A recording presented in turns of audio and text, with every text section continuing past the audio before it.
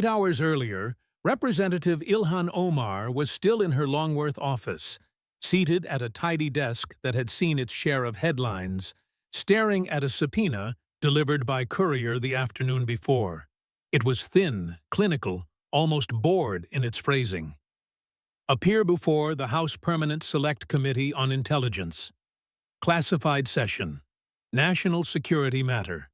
No explanation, no preview, no hint of what angle this might take.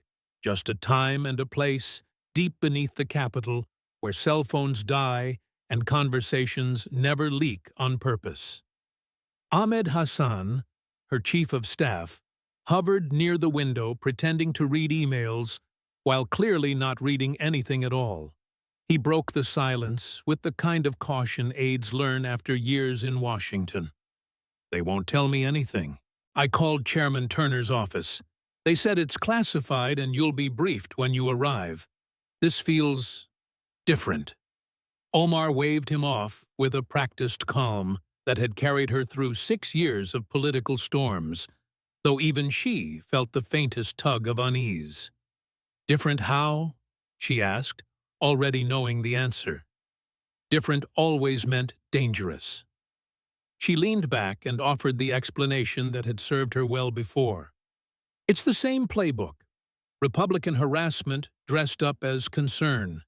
Marriage conspiracies, campaign finance noise, Somalia rumors recycled every election cycle.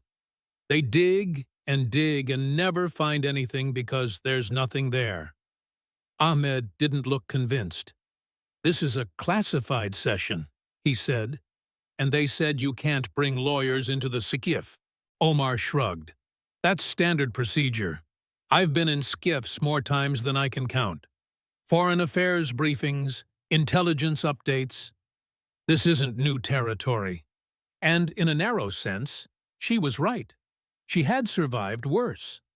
When Donald Trump told her to go back to Somalia, her fundraising spiked.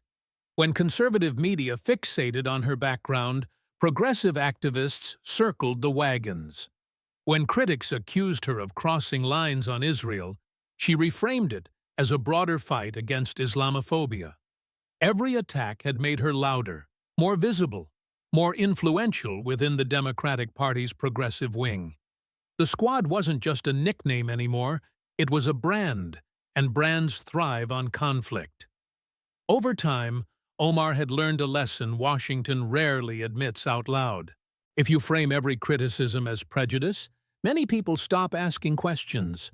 Call it racism, call it bigotry, call it fear of a Muslim woman with a foreign accent, and suddenly, the burden shifts. The press grows cautious. Colleagues hesitate. Opponents back off. Not because they're persuaded, but because they don't want the label. It had worked for 6 years. Why would today be any different? What she didn't know and couldn't have known from her office on Independence Avenue was that for more than a year, federal investigators had been asking questions of their own. Not political questions, at least not on paper. The kind of questions that come with flowcharts, timelines, and classified stamps. The kind that start quietly and stay quiet until they don't. That same morning, several miles away at FBI headquarters in Quantico, Deputy Director Dan Bongino sat in a secure conference room reviewing a thick intelligence package that had grown heavier with every passing month. The walls were covered in timelines, transcripts, photographs, arrows connecting dates to names. It looked less like a conspiracy board and more like a meticulous accountant's nightmare. 18 months of work, compressed into something that needed to make sense to lawmakers who rarely had patience for nuance. Bongino was not new to pressure. At 51, he still carried himself like someone who never quite left street duty behind. A New York accent softened, but never erased. A build that suggested early mornings at the gym before late nights at the office. His resume read like a tour of American law enforcement mythology. NYPD in Brooklyn, the Secret Service, presidential protection, then the slow climb through federal bureaucracy. As deputy director, he handled operations. Others handled politics. He preferred it that way. Special Agent Maria Santos stood near a whiteboard, remote in hand. She had spent years in CIA counterintelligence before moving to the FBI, chasing foreign services that played long games and rarely made mistakes. This case, she said, was different, not because of ideology or headlines, but because of proximity. An American official, a member of Congress, multiple foreign contacts raising eyebrows in places that don't scare easily. "Let me walk through it again," Santos said, clicking to the first slide. The starting point wasn't Washington at all, but a call from overseas. Israeli intelligence, monitoring a Qatar-based operative with a long paper trail, had noticed a recurring reference to a congressional source. They weren't listening to Americans. They were listening to their own target. But patterns have a way of revealing more than intent. Information discussed in private conversations seemed to surface days later in regional media, framed as leaks from anonymous U.S. officials. That information, Santos explained, was specific, not the kind of thing you guess. The Israelis couldn't name the source, but they narrowed the field and passed the concern to the FBI, as allies often do. From there, analysts compared schedules, access lists, briefing attendance. Names overlapped. Financial records raised more questions. Travel logs suggested meetings that weren't always disclosed in the way ethics rules imagine. At each step, Bongino asked the same thing a judge would ask: is this enough? Enough to look deeper? Enough to ask permission? Enough to risk the political blowback of being wrong? According to the investigators in that room, the answer had come slowly, then all at once. By early afternoon, Bongino closed his binder and nodded. The case, whatever one thought of its implications, was organized, documented, ready to be presented as questions rather than conclusions. That distinction mattered more than ever. In Washington, facts rarely speak for themselves. They have to be introduced carefully, wrapped in context, and sometimes padded with caveats so thick they resemble armor. At 1:45 p.m., Omar's car rolled up to the Capitol. The building looked the same as always, serene and indifferent. Marble steps hiding a basement that hummed with secure rooms and guarded doors. Ahmed walked with her through security, his earlier worry now unmistakable. When they reached the corridor leading to SCIF B417, a uniformed officer checked credentials and gestured politely. "Staff stays outside." "Are you sure?" Ahmed asked quietly. Omar forced a smile. "I'll be fine. This is what they do." She didn't say what she was thinking, which was that she had said this before and usually been right. The door closed behind her with a sound that felt louder than it should have been. Inside, the room was plain, almost aggressively so. Beige walls, acoustic tiles, a long table surrounded by lawmakers who already knew more than she did. At the far end sat Dan Bongino, flanked by binders marked with red labels that tend to drain color from a room. Chairman Mike Turner called the session to order at precisely 2 p.m.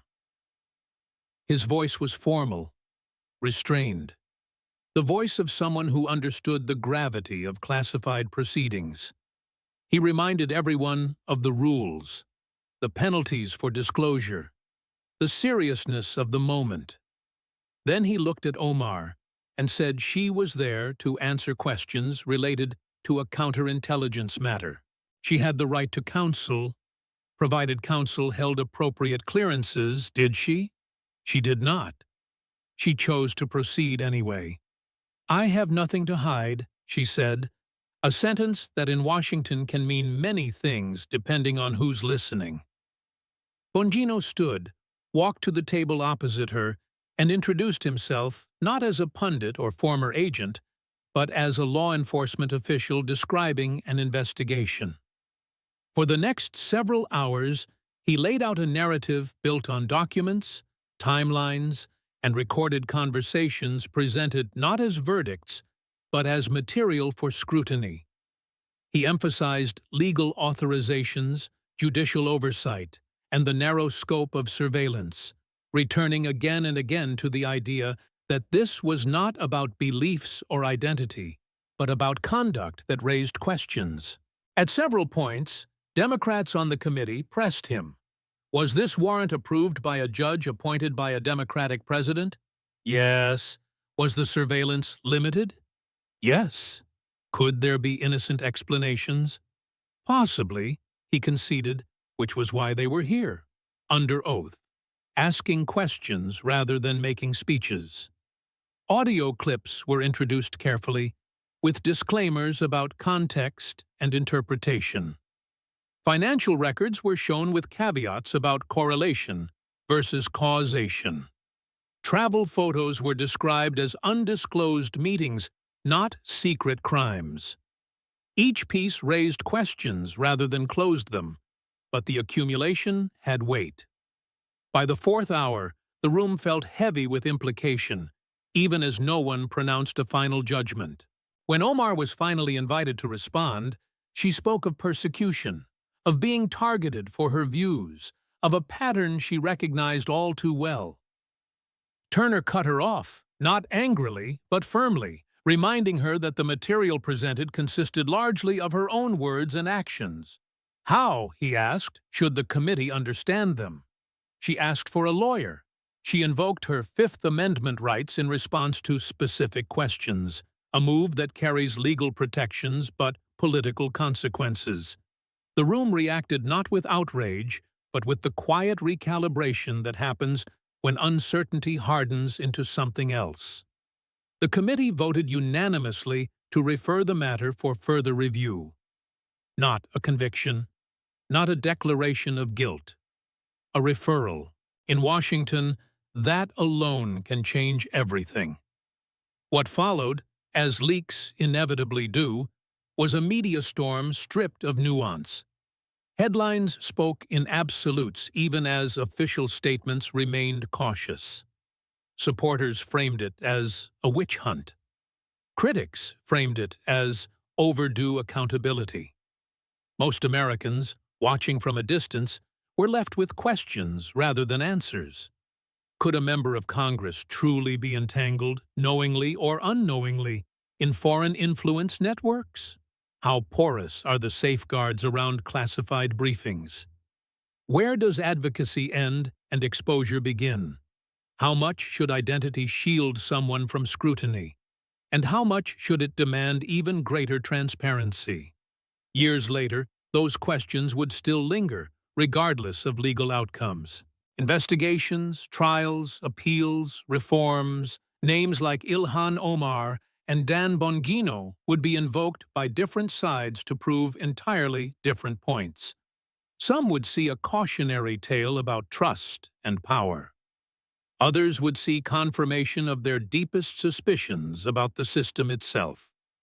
What remained undeniable was the lesson Washington relearns every generation.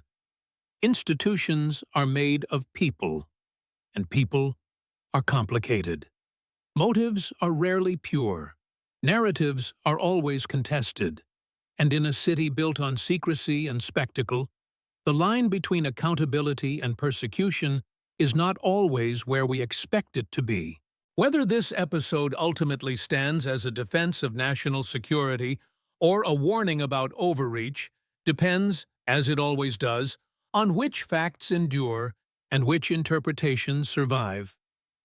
The only certainty is that the questions raised in that windowless room beneath the Capitol will echo far beyond it, long after the binders are shelved and the headlines fade. But there were no cameras down here, no scrum, no friendly reporter asking a leading question. Just cleared staffers with tight faces, security officers who didn't make eye contact, and a couple of committee aides who suddenly remembered they had somewhere else to be. Ahmed Hassan rose from a chair he'd been abusing for hours and walked toward her like he was approaching a storm. He didn't ask, "How did it go?" because the look on her face answered it. She kept moving, a little too fast. Like if she didn't stop, she wouldn't have to process what had just happened. In Washington, people talk about closed-door briefings the way they talk about weather. But this wasn't weather. This felt like a pressure change that cracks windows. Ahmed tried to speak, but she cut him off with a small shake of her head, the universal signal for not here, not now. They passed through another checkpoint, another locked door, another set of eyes that had already heard the rumor before the principals did. By the time she reached the elevator bank, the first wave had already started above ground. Not details, not transcripts, not anything clean enough to confirm or deny, just the classic Washington leak. A shape, a vibe, a headline looking for a verb. Classified hearing. Counterintelligence. Fifth Amendment. Those words travel faster than facts because they don't need facts to move. They just need oxygen. Upstairs, her phone came alive in her hand like it had been holding its breath. Missed calls. Texts from colleagues. A few messages from reporters who pretended this was a friendly check-in, even though it never is. A staffer from her communications team wrote, "We need a statement now," like urgency alone could manufacture certainty. Omar stared at the screen, and you could practically see the decision tree unfolding. Speak and risk stepping on a classified rake, or stay silent and let other people narrate her life. She chose the only thing Washington always chooses first. Control the frame. Not the substance, not the evidence, not the messy part. The frame. She drafted a short public response that didn't touch the classified material and didn't concede anything that could be used against her later. It was the political equivalent of stepping backward without turning around. She called it a troubling escalation, framed it as politically motivated scrutiny, and insisted she would cooperate within legal bounds. And if you've been paying attention to American politics for more than 5 minutes, you already know what happened next. Half the country heard political persecution and nodded like they were listening to a familiar song. The other half heard counterintelligence and treated it like a fire alarm. Cable producers booked the same 6 people who always yell about the same 6 topics. Lawmakers released statements that sounded serious but were carefully empty, like balloons filled with lawyer air. Everyone spoke as if they were protecting democracy, and everyone, in their own way, was protecting themselves. Dan Bongino, for his part, didn't go on television that night. If you're expecting a triumphant victory lap, you're thinking like a pundit, not an operator. Instead, he did what operators do. He tightened the perimeter. He made sure the evidence chain was clean, the briefings were documented, the classification rules were followed, and nobody on his side got cute. Because nothing kills a case faster than a sloppy leak, and nothing turns a legitimate investigation into a circus faster than someone trying to, if this still, the machine doesn't care about discipline. The machine runs on appetite. By evening, major outlets were describing a serious national security inquiry involving Representative Ilhan Omar. And the phrasing was telling. They weren't saying what happened because they didn't know, and because they couldn't verify. They were saying it was serious, because seriousness is a safe adjective. They were saying national security, because that category is so broad you can park a fleet inside it. And they were using her full name every time, because names are magnets for attention. Inside Congress, the mood shifted from curiosity to calculation. Members who had defended Omar in past controversies now had to decide whether this was another partisan flare-up or something they couldn't afford to touch. Some reached out privately, not to ask if she was okay, but to ask what exactly was coming. Others sent the kind of supportive note that contains no support at all. Thinking of you during this challenging time. The squad, so quick to rally when the fight was rhetorical, went quiet in the way people go quiet when they're waiting for facts they can't publicly discuss. And the silence said more than any tweet ever could. Omar's team scrambled, but every path had a tripwire. If they fought the allegations head-on, they risked speculating about classified content. If they acted like nothing was happening, they looked evasive. If they leaned too hard into victimhood, they risked making it seem like they had no substantive answer.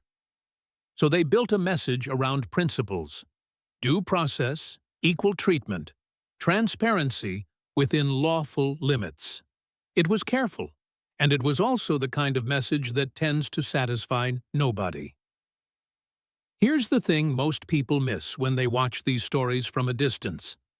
In a normal scandal, the evidence is public, the debate is loud, and the timeline is immediate.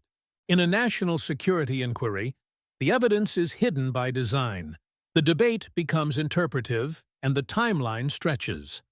That gap between what the public sees and what officials claim they've seen is where distrust breeds. And distrust doesn't need proof.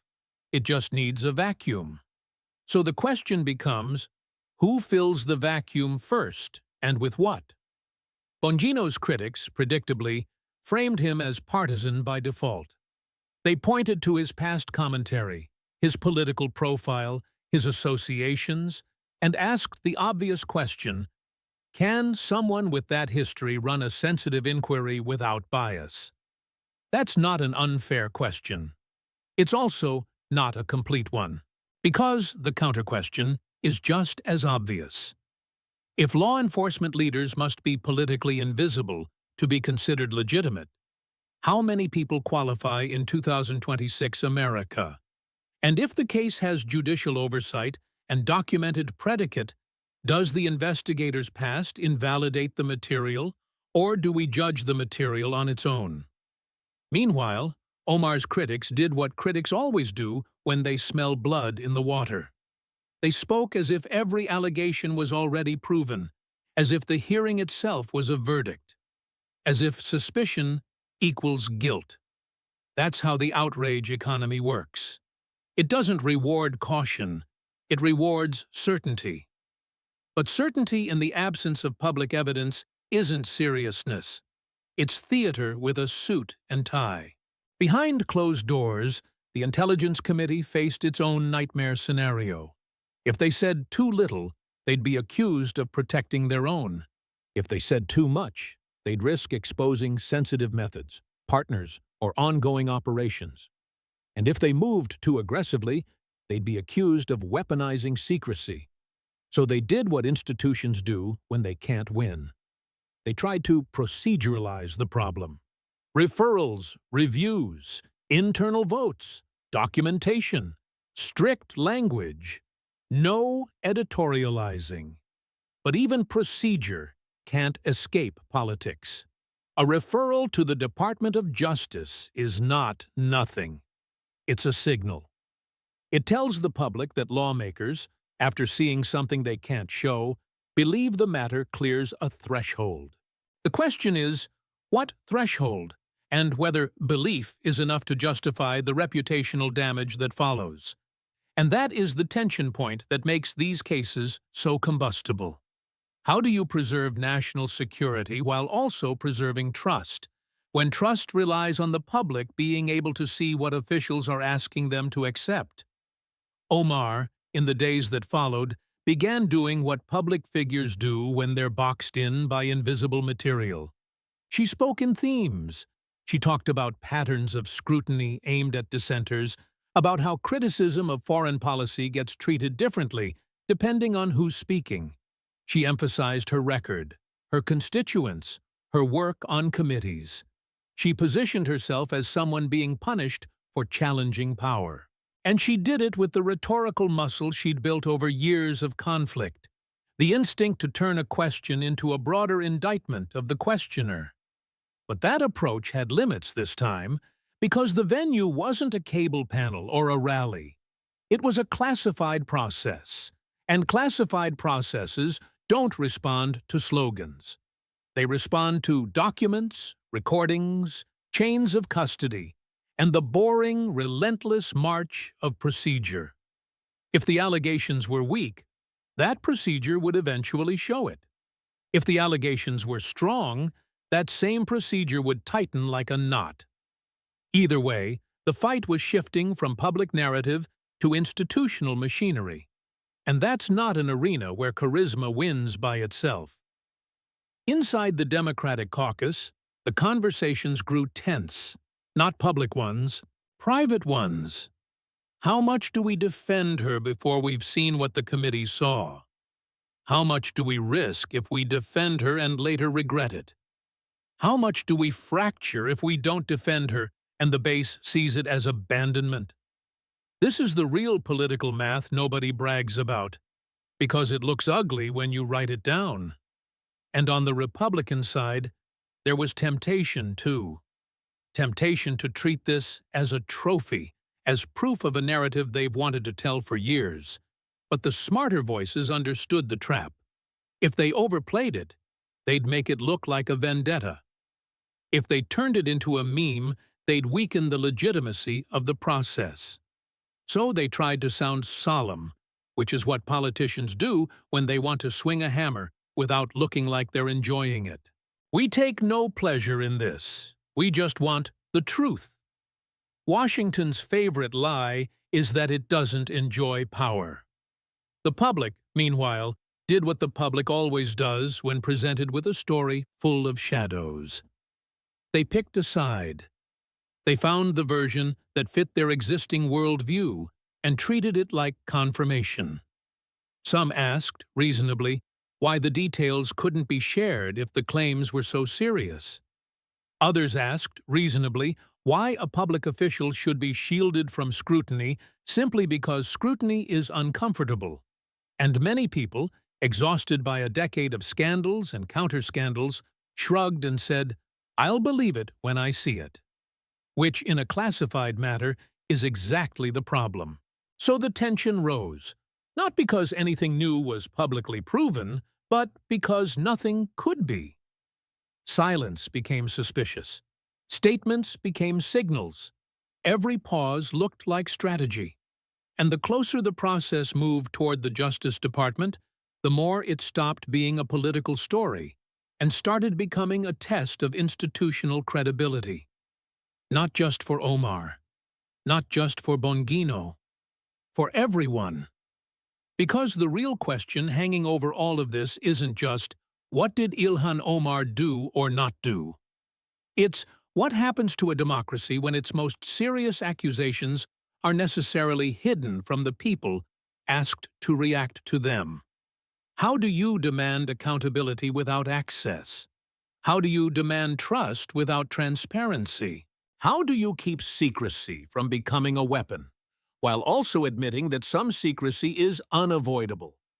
And if you think those questions have easy answers, you're either new to Washington or selling something.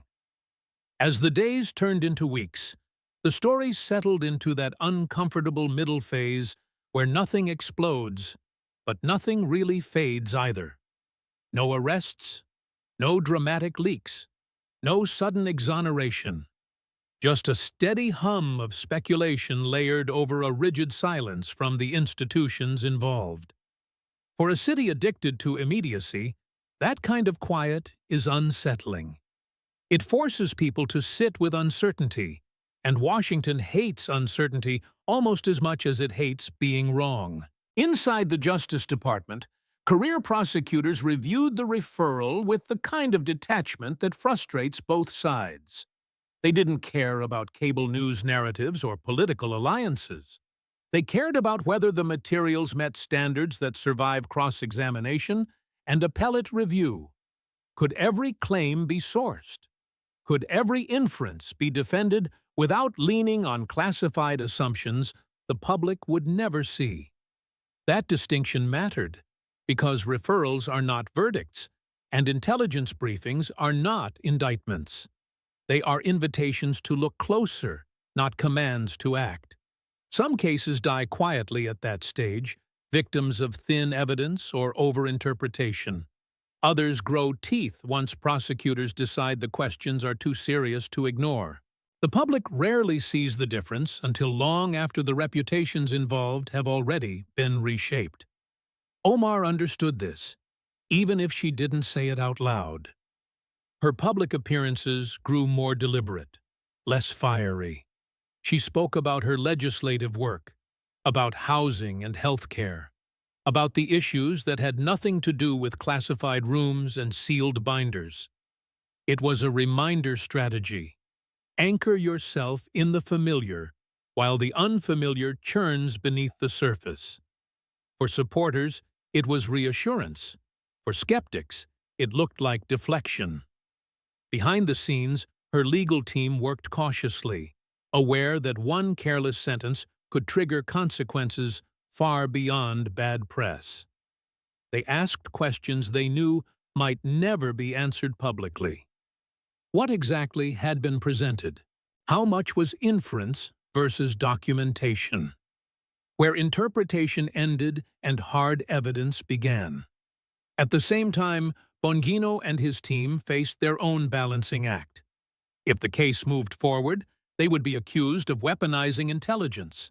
If it stalled, critics would claim the entire affair was theater designed to intimidate a political figure. Either outcome would be read as proof of bias by someone. That is the tax of operating in a polarized system. Neutrality is judged by those least inclined to grant it. In quieter conversations around Washington, a deeper anxiety surfaced. What if the safeguards everyone assumes are airtight aren't as clean as advertised? What if access, trust, and ideology blur in ways that are harder to regulate than rulebooks admit?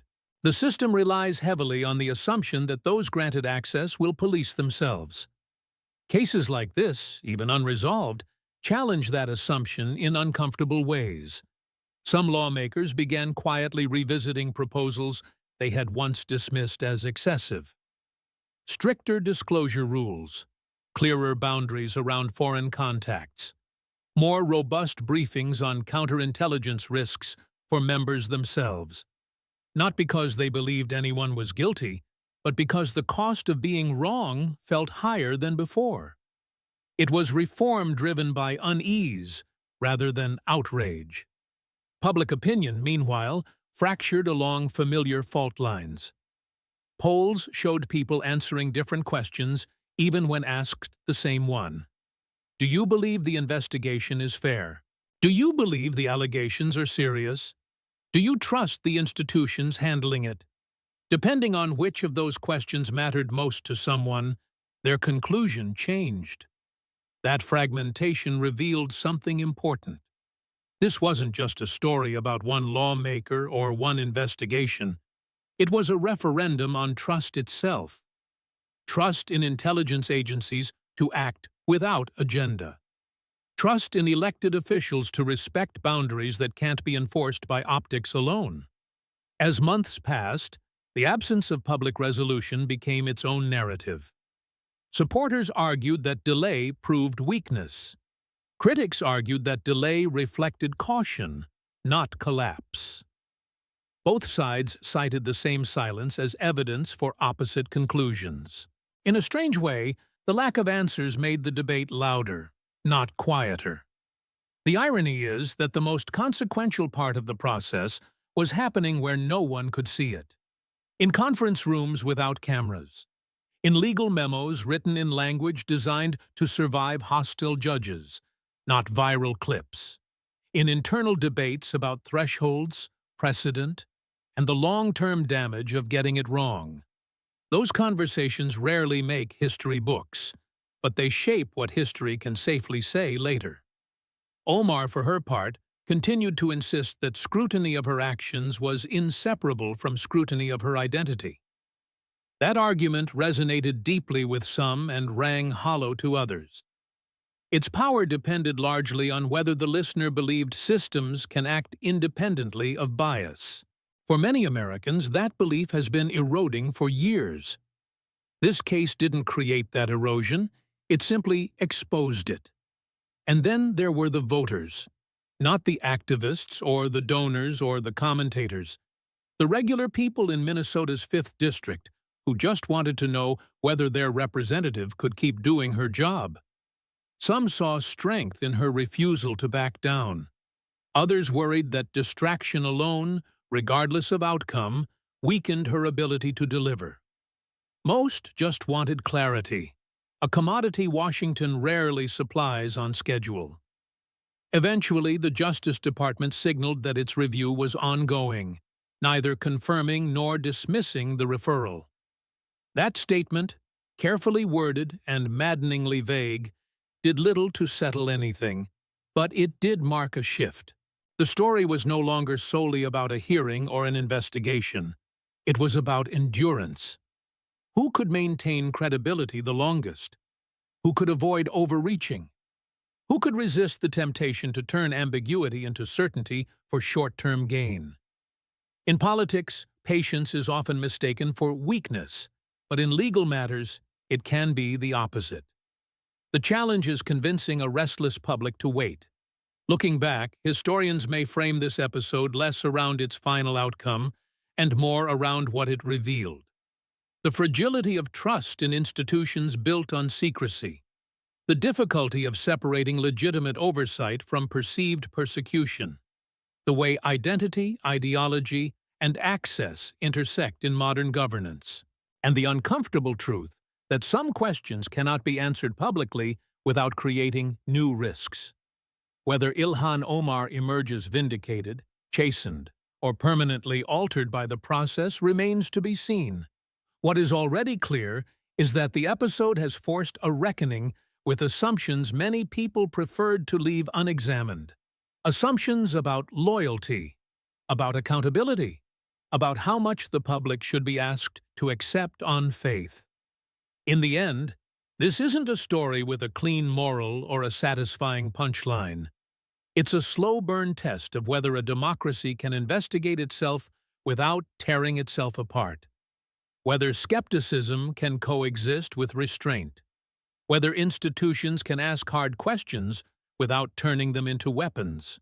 And whether the public can tolerate ambiguity long enough for truth, whatever it is, to surface. If that sounds unsatisfying, it's because reality often is. There may come a day when documents are unsealed and conclusions are drawn with confidence. Or there may come a day when this quietly recedes, unresolved but not forgotten. Either way, the tension it exposed will outlast the headlines. Because the real issue isn't just what happened in a classified room beneath the Capitol, but how a nation responds when the answers live behind doors it cannot open.